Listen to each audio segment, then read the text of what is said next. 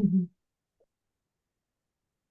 I think there's quite a few new faces here today, so welcome and thank you for volunteering to be your group's EDI champion.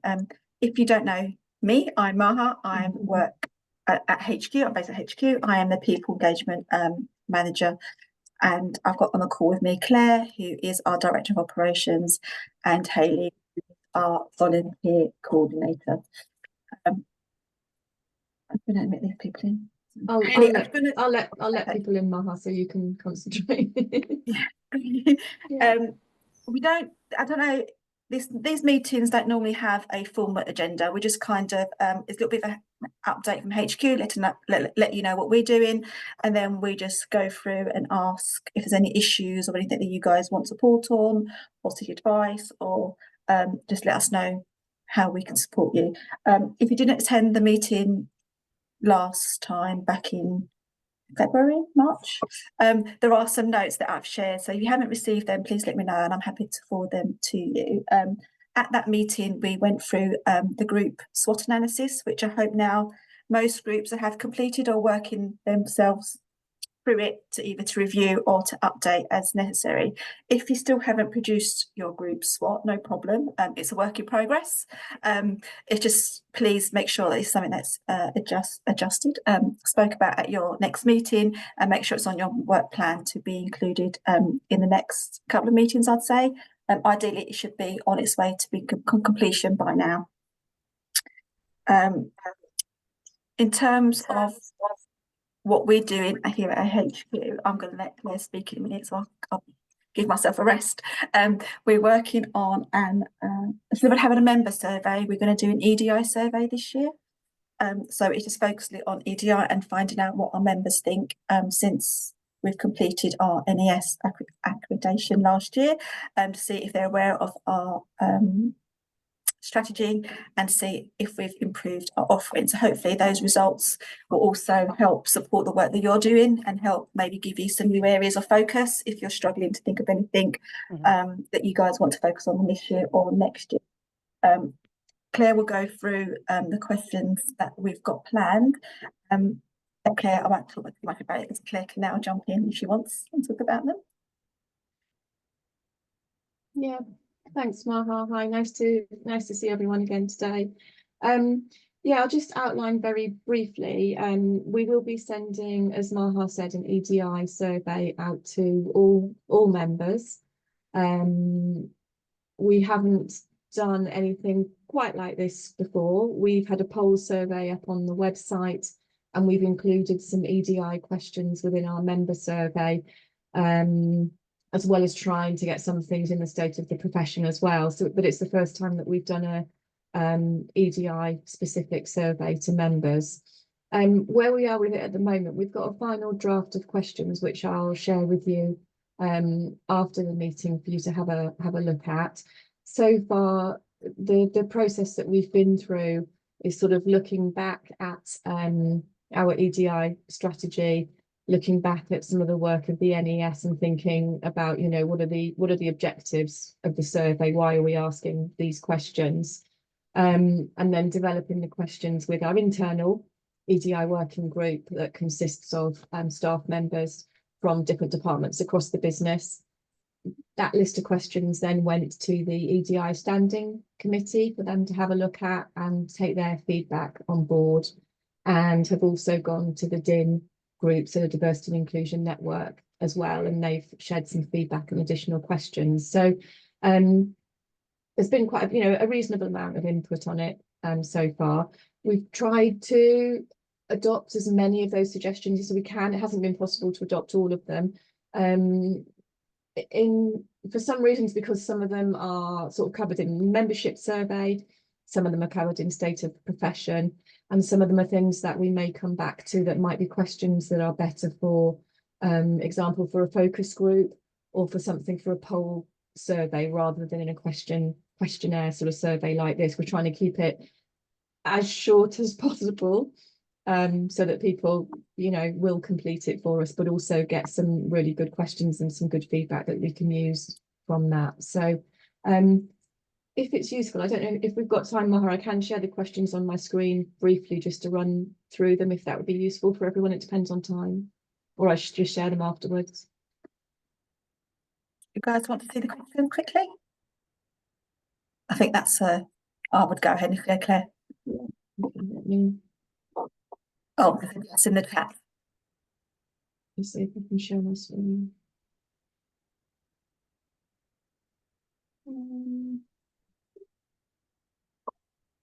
How do I share my screen from here? Oh, yeah, it's the big green button at the bottom. Somebody said that to me once. If you put things in bold or in boxes, then people are inclined to ignore them, aren't they? Because they sort of skim over them. Here's the document moving. Rachel's asked when the survey's planning on going live. Yeah, so we've got the process where we are at the moment. We have the EDI committee is meeting next week. So I would hope that after that meeting they will go out. So we'll be looking at mid-May sometimes, as soon as possible. We had intended for them to go out in April, but due to delays internally with getting things in place, we're a bit behind schedule. So hopefully middle of May sometime. Yeah, just shout out if you've got a question or anything, because I can't really see everybody at the same time. So this is where we are. So the introduction to the survey, just explaining a little bit about the survey. As a result of the feedback from the groups that we've spoken to, we've put a few more open questions in there.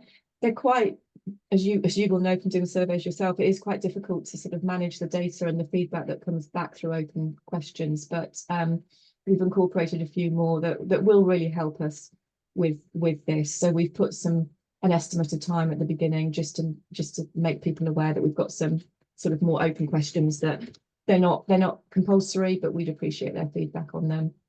The bits that are marked in blue at the moment will come out of the survey. They're just notes for us whilst we're sharing it internally and amongst groups at the moment. So just some survey objectives for us there. The first part of the survey is about our EDI strategy. So how familiar are people with the strategy? And then the second question, what more could the CIPR do to make its strategy more visible to members? We're asking people if they believe the CIPR's EDI work is moving in the right direction.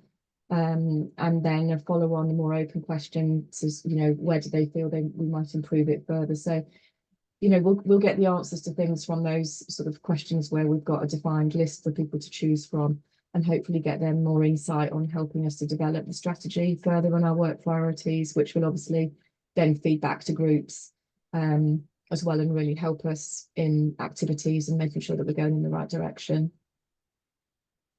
The next section is on sense of belonging and experience. So just trying to understand where people feel they fit within the CIPR as well. The first question is on if they have a sense of belonging within the CIPR community. We did debate this question a little bit. We're aware that the CIPR community will mean different things to different people. So we talked about, should it be your local community or your industry sector? But it makes the survey too long, to be honest, if we start doing that. So I think with this question in mind, we know that the community will mean different things to different people, but that's fine. We can address that if we need to in different parts of the question. Claire, can I ask, just sorry, I'm sorry for jumping in. No, please do. Number 6, what makes you say that? I find that quite accusatory. Okay. Just the language. Could we just soften, if we're inviting response? I feel that's a little bit. What makes you say that? I don't know. I'm just the tone of voice I'm hearing there is maybe not the one that you're going for. Yeah, no, thank you, because that's one of the additional ones that we popped in there. So we probably didn't spend enough time on that edit wording. I wonder if a question's needed there at all, because you've asked what could be done to improve the EDI work. Yeah. And then it's kind of like, so it's almost kind of being defensive, isn't it? Yeah. So maybe it's what and what, maybe it's a what and why. rather than, I think we can probably edit the wording. Excuse me, all. I just have a note for question number 5. I mean, I've typed it, but maybe it was not very clear. If you are keen to ask CIPR members, I think it would be much better to ask them what would you expect from the EDI rather than how would you improve it, because I don't think they would have it from that perspective, how to improve the EDI strategy. I think this could be a question for the EDI Champions or the EDI committee to look at it from an improvement perspective. But for members in general, I think it would be a much better approach to ask them, what would you expect from an EDI strategy to help you with, or, you know, to achieve, for example. Thank you. All right, so I've made a note of that. So, sorry, I have to keep moving my little group of people to be able to post the comments. Okay, thank you. Thanks for your feedback. That's really helpful on those questions. Okay. Yeah, please do jump in if there's things you see as you go along. So as I say, I can't really see you guys when I'm sharing the screen. So the next section on sense of belonging and experience, to what extent do you feel a sense of belonging? We talked about that one. To what extent do you feel a sense of belonging within the wider PR profession? Sorry, I just wondered, sorry, it's Alex here. I'm trying to... Oh, you've put yourself on mute, Alex. Sorry, I just wanted to find out what the purpose of that was, because for me, a sense of belonging within the CIPR community might mean, is that within the region? So I feel a sense of belonging within the CIPR region, but not necessarily within groups, or is it within the EDI group or somewhere else? So what would you want the outcome of that question to be? Sorry, I'm not being very clear. I just wonder, the CIPR community to me is more than one community.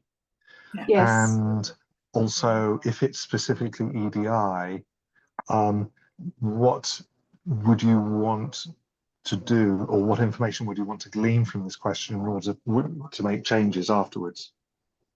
Yeah, so that's, Alex, that relates to the conversation we had internally around that CIPR community, and that we're aware that CIPR community means different things to different people.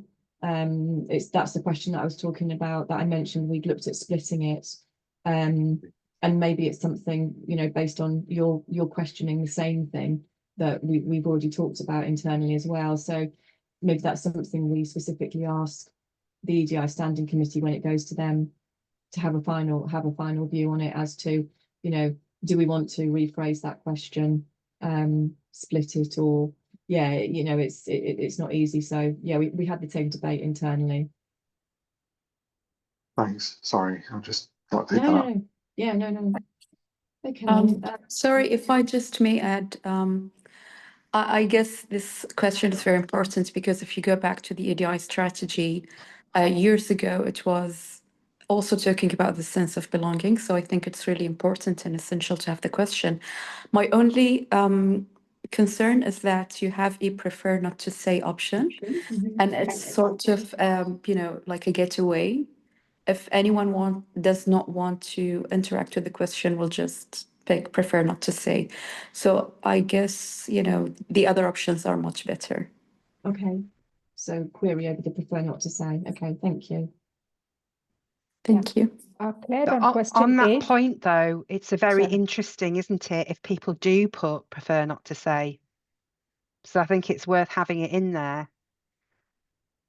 I mean, you know, because it gives some data, doesn't it, that if they don't feel like any of that and they prefer not to say, well, that in itself is worth investigating. Yeah, potentially to understand why. And it's not necessarily, it is different to not sure. It is a very different response to that as well. Yeah. Claire, yeah, I was saying on question 8. Yeah. when I read the question, to what extent do you feel a sense of belonging within the wider PR profession? As someone who's not based in the UK, I read that very differently. So are you going to look at geographical split between this? Otherwise, what you get from non-UK members would be very different from what you get from UK members. Yes, that's yeah. We are asking for individual data at the end of the survey, but I don't think that actually covers geographic. So maybe that's something we might add to that list, just so that we have even if it's UK or international perspective. Yeah, thank you. Okay. I'm sorry, sorry, I'm just going to make a suggestion or observation, which you've probably already thought of, which was to do it in the form of a grid where you have that series of responses, fully, mostly, somewhat, prefer not to say, etc. Sorry, you have that series of responses, but along the top and on the left-hand side, if it's a smart survey style response, then it could be within the PR community, within your jurisdiction, within your wider community, within your business, for example, which might give an indication of where the sense of belonging is or isn't. Yeah. Just a Yeah. No, it's a thought. It's a thought we've had as well. We veered away from it for accessibility reasons more than anything else. But it's a thought we had, and we'll see if we can develop that further, because that would give us exactly the data that we need. So yeah, I agree. Okay. So question 9 is about personal identity and background. Question 10. What changes could the CIPR make? And then we're going to split the answers to that, so that one is relating to membership and one is relating to the industry. And then the next section goes on to professional development. So equal access to professional development opportunities. And we know this came out in the State of the Profession survey. So we are intending to benchmark against the data that came out through that. Any barriers and what those barriers might be. And then future priorities.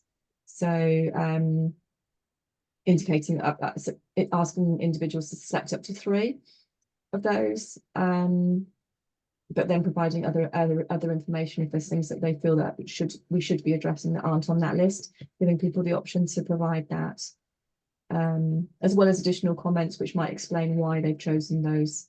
We might need to be a bit more specific in that question so that it relates back to that. How prevalent are EDI initiatives in your professional environment? And then I think this is the final question, is really trying to understand how changes around the world may have impacted EDI work as well. So that's the last one that's in there, and then collecting demographics. So just some notes. Again, these are not for publication, but just the notes in terms of how we've developed the questions.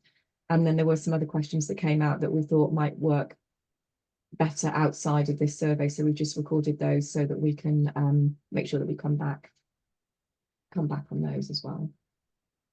Nora's had a question in the chat, and it said, what's the difference between prefer not to say and I'm not sure? Is that there? Yeah, well, not sure from my perspective, not sure somebody isn't, they're not clear, they don't know is the answer. Maybe it's not important to them, so therefore they're not sure about it, or it's not relevant. Somebody might have a reason for prefer not to say, which I think, as Caroline said, it's often useful to understand if somebody does say prefer not to say, because then there may be something else that we're not aware of that may be preventing them from feeling a sense of belonging with the sector or something, whatever the question relates to. I think they are different. Apologies if I'm utterly sucking eggs in this audience, but you know, from a data monitoring GDPR point of view, if we're making sure we're collecting permission for people to be followed up, then you can do some work if there's any issue around that, about following up with maybe focus group or one-to-one conversations with anybody that there's a characteristic from the data monitoring information that says that they prefer not to say is giving us something to be concerned about, and then that can be followed up on, can't it? So it's a good kind of proxy, if you like, to see if there's something else that people don't feel comfortable in raising. And we need to do more to kind of provide a safer space for them to express that. So you would follow up with each and every prefer not to say answer. Is that right? Not every single one. You'd look at some analysis around you'll be able to kind of cross check, wouldn't you, from the analysis, from the data monitoring information, where the prefer not to says are coming from. So in terms of whether it's a sector, whether it's a particular demographic background or whatever, and then you'd be able to do something more with those groups to kind of understand a bit more, understand what the follow-up might be. The follow-up might, it depends, whether we get a sense of what the issues may be. So, but it gives you options, doesn't it, moving forward? It gives you options for ways to find out a bit more. That's all I'm saying. I mean, for me, it feels like an extra work that you would have to take, and you're not so sure about, whoever is responding back. Like it could, for example, I could be filling the survey and putting prefer not to say, prefer not to say, prefer not to say. And then you, on the other hand, would be worried that I have something that has to be raised. So it just for me as a personal experience, we work on survey, we don't put that trap for us to analyze later on. But if you have it in your mind as something that needs to be raised, something that has to be, for example, concerning for you, it's okay. I'm just afraid that people from different backgrounds, from different countries may just, circle it, not to raise an issue, but just not to answer the question. But again, if you want to experiment that, it's totally up to you. It wasn't, like just an opinion from my point of view, as I've worked with surveys from before, but let's see how it works for the EDI committee. Thank you. I think it's because it's EDI as well, actually. I mean, it might be different if it's a different topic. So I think that's a reasonable feedback. I think it's the nature of what we're trying to investigate is why it's of interest. I think when you have a prefer not to say, I don't know I can't remember now, Claire, if there's a question at the bottom saying, are you happy for us to follow up? And then the person would generally leave their name or email address. So by asking that question, I guess you're asking permission for the happy to have a follow-up conversation. Hayley, did you want to? Yeah, sorry.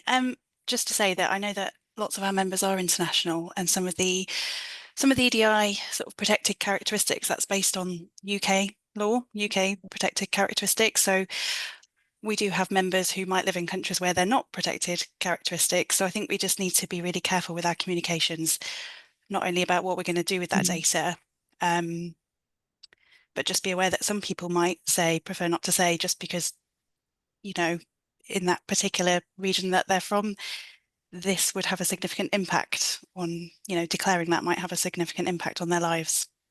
Yeah, and also I think this survey will be anonymous, so you only will give your email address if you wanted to have follow-up. Otherwise, it's not. We won't be able to go back to find out which member or whoever completed it. Even if you give your EDI data, still all be anonymous. Yeah, I think that's really reporting it against key monitoring information, though, won't you? Yes. Yeah. But what I'm saying is you can't identify anybody, so I think that reassurance also needs to be given. Yeah, just making sure that is, but also it is a cultural thing. I think that some people just will be super protective of their identity for very good reasons, and we shouldn't see that as a failure if we don't get that data from them. No. Yeah, I agree with I want to agree with Hayley there, but also just backing up what Mahal was saying, if we can make sure it's explained at the top of the survey as well, and at the end about how the data was used, and that it really does make a difference when we try to get case studies for the disability resource for the DEI group. This is one of the problems that we kept hitting, is that people were very worried about how the data was going to be used and how it's going to come back at them and their future workability. So just reinforcing that. Thank you very much for raising those points, though. Right. Thank you. Yeah, all the feedback and discussion is really helpful. And there has been, as I said, there has been a lot of discussion that's gone into developing the questions and the answers already. We've had insight from Harish Barney, who normally joins this group as well, who's our EDI consultant as well. So we've incorporated his feedback into it. I think, as Caroline said, we would always have a prefer not to say option on our EDI survey questions as well. You know, in the main, that's the way we have been doing things as best practice. But yeah, I really take on board the comments that others are making as well around the discussion. So we'll take all this to the EDI standing committee next week and share the feedback. And you know, some of these questions might change, but in the meantime, what we'll do is we'll share these with you so that you've got them. If you want to have another look at them, because obviously I've just whizzed through them really quickly with you today, and there's already quite a bit of feedback and discussion on it, which is great. So if you've got more, then please do share it back with me, and we'll incorporate as much of it as we can. So thank you all for that. Thanks, Martha. That's all right. I just want, I think Stuart's on the call. I'm not sure who else was our podcast rep that maybe can give an update about the 4 podcasts that we were hoping to produce under the Engage podcast banner. Sorry. So Maha, I was one of them, but we haven't had a lot of the information. So it's because they're doing some transition, and their podcast board is having some changes as well. So I think as soon as that finishes, we'll get a lot more information and we can move forward a lot quicker. Yeah, we are sort of sitting in limbo at the moment, aren't we? Like we're there as kind of volunteers ready to kind of help, but we don't know actually kind of what's expected or needed. Just to update on those. Go on, sorry, Abba. No, it's okay. Please go ahead. I was just going to say, because people are thinking, what podcasts? Because some people are new to this group today, first time joining. So last year, EDI Champions got a really good idea of producing 4 podcasts, EDI podcasts, and we managed to get funding from central funds to produce those under the Engage podcast banner. So we've asked for some volunteers, EDI Champion volunteers, to help support this work. So we have 4 EDI Champs reps who will hopefully start attending the EDI podcasts meeting to help drive and push these podcasts forward. So as Stuart and Abba said, the first meeting hasn't really quite happened. We've sent a few introductory emails to try and get this going. I will follow up with our staff lead who looks after the editorial podcasts to see where we are, because even if they can give us a draft outline, maybe we can start the work ourselves, so then we're not playing catch up. Yeah, because it's already been 4 months, so we're going into month 5 and we really haven't progressed this work, or even just to get a timeline, maybe we can reconsider, maybe do 3 or 2 and then push 2 into next year. So it's just having those conversations to see and be, I guess, flexible in our approach. So I'm sorry that hasn't really progressed for you guys as of yet, but hopefully we can get this moving soon. That'd be great. And I'm also representing the DEI network on it as well. So hopefully, and they've got some ideas as well. So hopefully, as soon as we're able to pull all that together, that'd be great. Yeah, we can move forward. I don't think I mentioned actually. I attended the DIN meeting a few meetings ago, and I asked them if they would be interested in helping supporting one of the podcasts, considering that we have a DIN Diversity Inclusion Network group. So it'd be quite nice to get their support. So as Abba is kind of the liaison between both groups, she can hopefully take this forward for us and see which ones we want to hand over, which ones they'll be interested in doing, because we do have 4 themes. Apologies, I got the initials wrong again. That's all right. I'll get it right one of these days. That's all right. No worries. There's lots of acronyms. So that's that. But hopefully we can provide more update at our next meeting. The only other thing that I wanted to raise from our point of view was the collection of diversity data. That's now been added to all member profiles.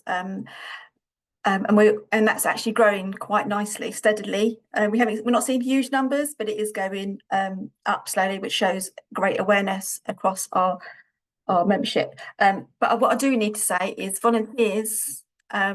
We've only had 148 responses completing that data, and we have 416. So it was a third. So it's a good thing that our volunteers are growing, but also means our diversity data is kind of going down. So if we could all try and encourage our groups or committees to complete that data and maybe set them a deadline. There is a preferred not to say. So if people don't want to share their data necessarily, they can do preferred not to say. So that'd be really great if you could encourage that. And also maybe in your next newsletters, also push for the for the wider membership to start completing that too. I don't know if it could be a standing item maybe, or once a quarter to add that as part of your newsletter to try and drive those numbers up, because that data really helps us shape what we're doing, our initiatives and activities, and also helps us focus on our areas of focus. At the moment we've got those 5, but those 5 may change depending on the data that we collect and analyse. So that's that. Can I just check understanding on that? So what you're saying is committee members, Caroline, volunteers, we need to make sure, they've all done their data monitoring information. Yeah, pretty important. And then also push on the volunteer or the general membership as well. Yeah. Ours is pretty poor in health, to be honest. It's so bad. We've got about 600 health people and not about 200. Yeah, I think it's just driving the message that why it's important to collect that data. We want to try and improve our profession, but until we've got the data, we don't know which areas require that support or we should focus our initiatives on. So it's a work in progress. We're not going to get it overnight, but if we just keep drilling that message, hopefully it will grow. We've just done, sorry to interrupt you, but just to say it's helpful to the people, we've just done a push on Hours in Health. So I've got some content if people want to use it, adapt it for their own newsletters. So I can share that, because it's obviously very relevant, because we can all say we're doing our updated strategy and we can't really do it if we haven't got the information available to us from the data monitoring information of the membership. If you want to send me that text, I will include it in my follow-up from this meeting so everyone gets it, if that's okay. Action notes. No problem, yeah. I'm a little bit data monitoring obsessed, to be honest. Oh, it's cool, great. We need someone like you. I might have to contact you offline to help us with our own data stuff. Well, who do we know we've spoken to or reached, or what our community looks like if we don't have that information? Just so you know that we actually Claire and I, as part of we have our own EDI working group internally, so to make sure that the CIPR itself stays focused on these initiatives. And we've just looked at the data that we have. So we're looking at the CIPR member that everyone completes, or hopefully most people complete part of their profile, but also looking at the ONS stats that we have and some of the data we've gathered from our membership survey. So we have got some stats, but at the moment they're just numbers. So we're just trying to have a think internally and how we look at those stats and what key things that we need to pull out. So we may engage with a researcher to help us look at that information to see if it helps us move forward with that stuff. Someone asked earlier, I don't think someone else has asked it, how do you look at your EDI data? I'm not sure if you have admin access on your dashboard on the member area. Does everyone know what I'm talking about? In the admin area, if you go to your admin area or via my CIPR profile, you should have access to an admin area as a group admin, and on there you can see your members' EDI data. So whoever completes the EDI data and who has ticked your group as a preference, that will follow through to your admins. That's where you can see your number specific to your region or sectorial group. Sorry, Jo, you got your hand up. Yeah, the EDI data, so we have asked our committee members to fill that out, but I'm wondering how accessible that is for some of our members. One of our committee members is blind, and I'm not sure how accessible that is for him or anyone else who may be using the screen reader technology to help them fill out such forms and that part of the website, because I know that David in particular, he has to ask us to help him register for events and so on. and it's just sort of that feedback there. Yeah. Joanna, it might be if you're happy for us to contact you, it might be really useful for us to have a chat with him to understand what those issues are, so that we can see if we can do. I can't promise what we can do, but it'd be really helpful just to have a conversation with him to understand a bit more. Yeah. Oh, he will happily talk for hours. Yeah. No, that's great. Thank you. Rachel. Hiya. Sorry, I turned my video off before because I was having my lunch, not being too rude. But the dashboard is really cool, really easy to use if anyone hasn't used it. So I've just been diving into our data. I just wondered, is it possible that the data can be showed in percentages? Because I think when I look at the individual breakdowns, it's showing the number of people who've completed in that area. So for example, I can see that 57 people in our region identify as being Christian against our total responses of 166.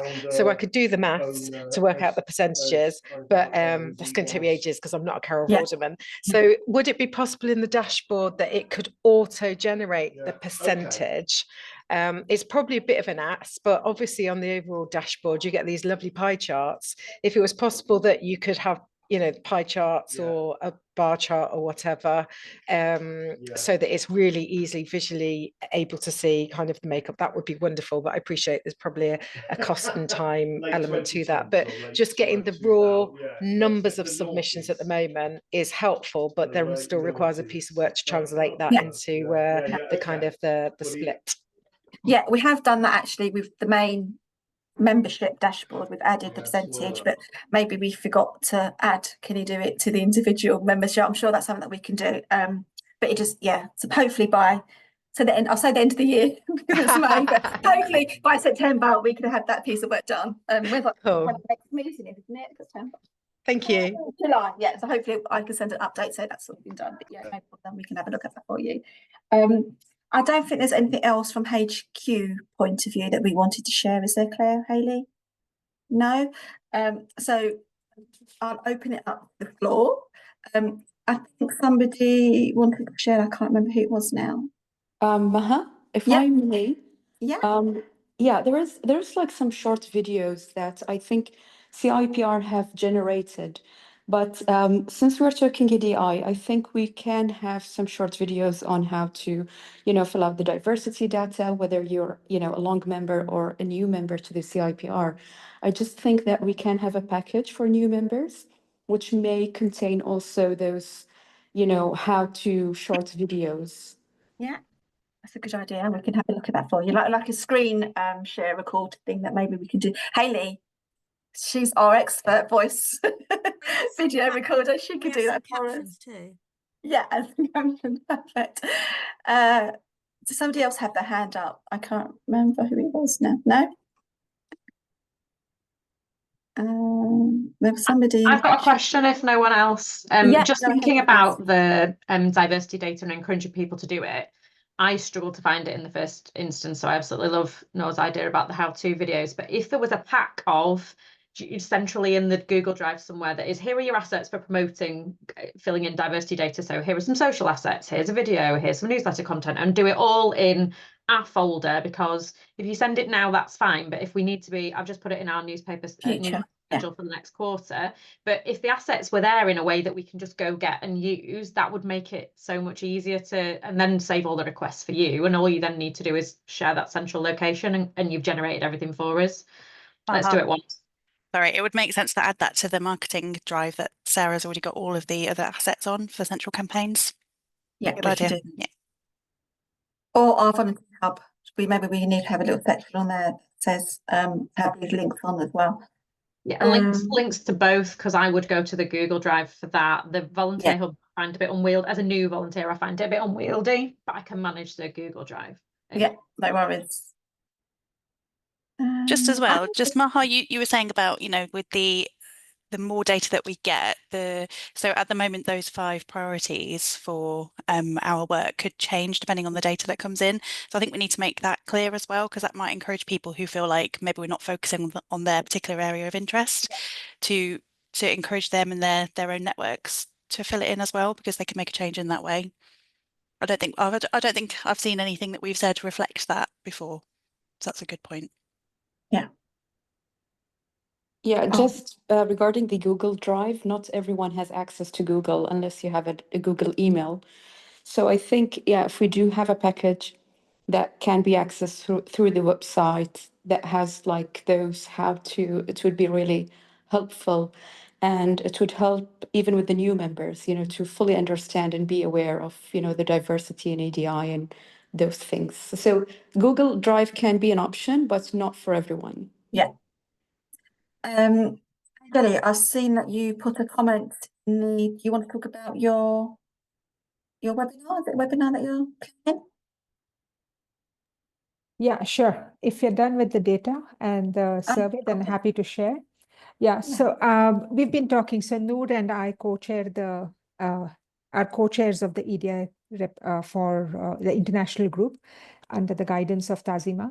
And what we've discussed between ourselves is this year we will focus on cultural diversity as the aspect of diversity that we want to focus on, given that we have members from all over the world. We've had a preliminary discussion, but we are going ahead with a webinar. We have our CIPR international meeting next week, exactly a week from now, when we will table it to the group. But we will probably be organizing a webinar on cultural diversity towards the end of May, because 21st May is the World Day of International Day for Cultural Diversity, Dialogue and Development. And what we are looking to do is the title that we've come up with is Breaking Barriers, the Power of Intercultural Dialogue in Shaping Inclusive Narratives. And we're looking to look at how communication, empathy, and perspectives can reshape media narratives as well as organizational culture. So focusing on both external stakeholders as well as employees, and looking at PR as a vehicle for promoting intercultural understanding. This is a very preliminary stage at this point in time. We are on very short deadline, but that's what I wanted to share with the group because when we were discussing with Tazima, and she has more experience in this, she suggested that we could approach Claire, Harish, Samantha, as well as Advita herself to ask for some recommendations for our panelists. So I'll be writing to you separately, but we wanted to share it with this group as well. If you put the, I'm not sure if everyone has access to the WhatsApp group, but sometimes it's also helpful to put it on the EDI WhatsApp group. And then, because that's easy, it's shareable as well. And Advita's on there as well. So, and others might have some great views or great recommendations they can put on there. But yeah, but please do send that email through. Sure. But I don't think I am on the WhatsApp group, and I'm not sure Noor is either. I think Noor is. She was on it. No, I can. I'll put the Tazima. You're on it, aren't you? Yeah. Can you share the link with Angeli, and because they're part of your committee? Is that okay? And then you guys can jump on. Yeah, no problem. I'll add the link as well in the email that I'll share to everyone so everyone has access to it. But yeah, that's something that we could do. Okay, so we just wanted to share that with you, with the group. That's great, thank you. Is there anything else that anybody wants to raise or talk about anything that's going on in your regional committee or sectorial group that you want to make? If Caroline, is that your finger? I can't find the hand. Where's the hand? I saw a finger. I don't know where it is. It was very briefly. It was just to say thank you. It was lovely to meet you all. It's my first meeting.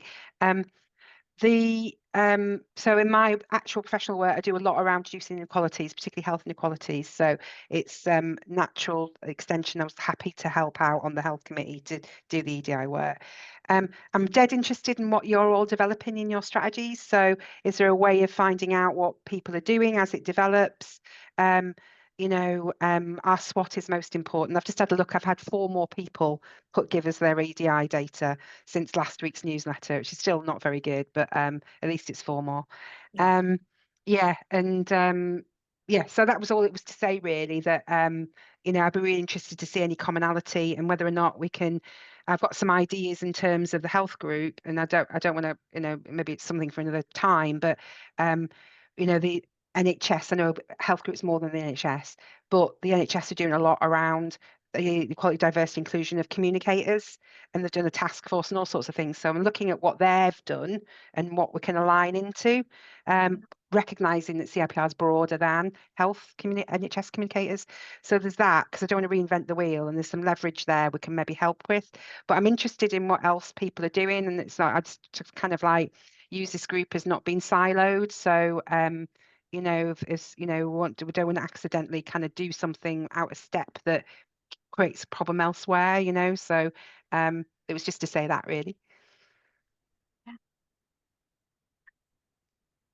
Rachel? Hiya. I had two questions. One, I'm sure you're going to say yes to this, although if you say no, you might not want to say no. But now that it was flagged, previously. In terms of the events we're doing across the year, we need to make sure we have one dedicated EDI event or activity. We felt that was going to be really difficult in the Midlands because we're only doing about probably, I don't know, 4 or 5 events a year on top of our conference. So we're ensuring that there's an EDI focus in the Midlands PR conference as part of the keynote speaker, as well as having an extra breakout session. So just wanted to check that that's not going to cause any tension, because it's not a dedicated EDI activity, but it's going to be the best way to make sure we get as many eyeballs as possible on the subject. So just checking that's okay. Yeah, we're not going to be on the naughty step. No, but you can also maybe, you know, think about, you know, resharing some of the blogs that we have. I mean, because you haven't got the time as a group to do it yourself, but that's fine. Yeah. Include it in part of your conference, but you can also think about maybe resharing a LinkedIn post, or, you know, just to make sure that people who have registered to your committee here's the news about D&I. So it doesn't have to be necessarily your own stuff. It doesn't have to be an event. Okay, yeah, that's cool. So I'll make So- sure that the social media champion includes like 1 or 2 posts a month as well. So that's a good, easy win as well. And the other thing is, I'm going to ask you the same question I ask every time. And it's me. I know it's not the CIPR, but I still can't ever find the EDI on-demand training. And you send me a link every time and it's there. But just in terms of searching on, I'm going through to the CPD portal and I put in EDI and I can't find it. So I don't know if it's me and everyone else gets it, but I know it's there, but I find it really difficult to find. Hi, Caroline. I think you should, as a volunteer, you should have been registered for it, but maybe you've come off now because I think you had a 6 months thing. But what I can do is, are you on your portal now? Have you got access to it? Yeah, I am on the portal. So if you go to my profile, you know, your little person at the top, I can make sure that you're registered, so you probably won't see it now. But if you click on that, and on the left-hand side where you've got your diversity data, it's got on-demand courses. Okay, see, got it. Click on that, and then if you had a course registered, I don't know if you have, you might have the volunteer induction on it. Okay, I do have it. Yes, there's a red button that says View My Demand. If you press the red button, it should take you there. Okay, so that's really cool that that's been added to my profile because I'm a champion. But what if I want, because I'm always telling people how brilliant it is, and obviously for our members that it's free. How would they find to get themselves booked onto that in the first place? I think I'm going to say wrong now, so I need to correct me. I think you do it like how you would do a training course. If you type in diversity, like, you know, the training page, it will take you, or they may have a section that says on-demand training, courses available, and you can do it that way. But I will share the link on how you would book it if you're a new person, so you can share that within your newsletters. That would be super cool. And I'm sorry I keep asking the same question, but I'm getting very menopausal now, so that's brilliant. And maybe when I'm doing the search in the CPD, I'm searching for EDI, but actually if it's saved as diversity, okay, cool. Thank you very much. Really appreciate it. I'll put that as an action EDI. And just to ask, this off topic, the volunteer induction. Have you guys all done the volunteer induction? Yeah. Well done, Rachel. I mean, I had to do a couple of the sections twice, and I feel like I should have like breezed them. Yeah, no, I'm glad you've done it. It was pitched to me that would take 15 minutes, and I would say really, actually, it took about 45. So, but it's really good. Okay, good. Yeah, but if you can encourage your committee members to do the EDI ones as well, because that's what it was there for, and it's free. training. We do need to offer actually the EDI Champions some EDI training specifically this year, which we haven't done yet. So if there is a specific topic that you would think would be useful for you, we can try and arrange that. And we normally invite the group chairs as well, but we haven't decided on a topic yet. We have asked for some feedback, but I think we're still waiting for some suggestions. So if you've got anything in particular that you think will be, please email myself, Claire, or the volunteer team, and we can try and arrange that for our, I think it's September and was it November? I can't remember. But anyway, we do have a specific time scheduled for it, and we can try and arrange it for then. Does anybody else want to raise anything or ask a question? Oh, sorry, Jo, you got your hand back up. Sorry. Yeah, mine's more just a comment back for what Rachel was saying about EDI events. With our East Anglia group, we've actually found that anything that is EDI related gets quite high attendance. So if you are struggling for sort of event topics, anything, if you can sort of as a committee come together and find something that perhaps you don't understand yourself, and then you go out and find someone who's able to give you that learning. Our feedback and from our experience over the last few years is that anything with an EDI sort of focus has been really well attended. So I'd encourage other groups to think about that. That's great, thank you.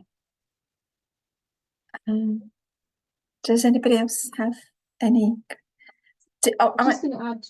Go on, Claire. Yeah, just a quick update before we finish. Obviously, recently, just so that you're aware, there's been discussions internally, and we will be talking about it more about the Supreme Court ruling that was in place. I think it was a couple of weeks ago now, wasn't it?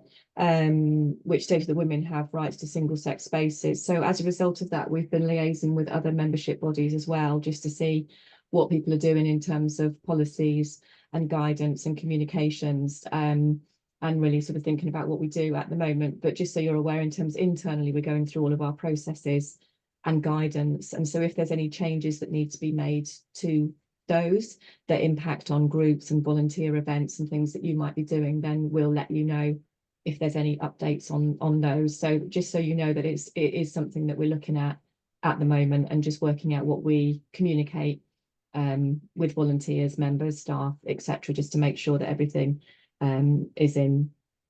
is correct in terms of the guidance that we're giving you. So just a very quick update on that. Thanks, Mum. That's right, Louise. I saw your comment in the comments about SWOT analysis. I don't know, did you see the notes from the last meeting where it showed there were some links on how to do it? Okay. This is the first time I've been looped into any EDI stuff. So if there are notes, I'm more than happy to follow them. Yeah. Yeah. I'm happy to I'll share them with you. And if you want to have a look at them, and then if you still want to have a call, I'm more than happy to jump on a call with you, and then we can do it together. Maybe at our next Champions meeting, because I think some people are still working on this, maybe we can have another group session where we all feed into one document rather than, and then we can maybe raise, and then we can not raise, because I don't think there's a question in the chat about see any common themes, and maybe if we're doing that way, we can maybe identify. Yeah, we can do it that way maybe, but yeah, I'll definitely send you that link, that document, sorry, and then give me a call or whatever if you need to go further.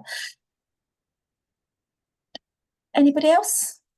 Anyone else? No. Okay, I think we've got it to spare. 4 minutes to spare. There you go. You can go and have an ice cream now in the sunshine. Thank you so much for your time today. If there's anything you want to raise, remember we've got the chat, or you can reach out to me, Claire, directly, or the volunteer team. We're all here to support you. And I look forward to our next meeting in July. Have a great day, everyone. You too. Thank Bye. you. Bye. Thank you all. Bye-bye. Bye.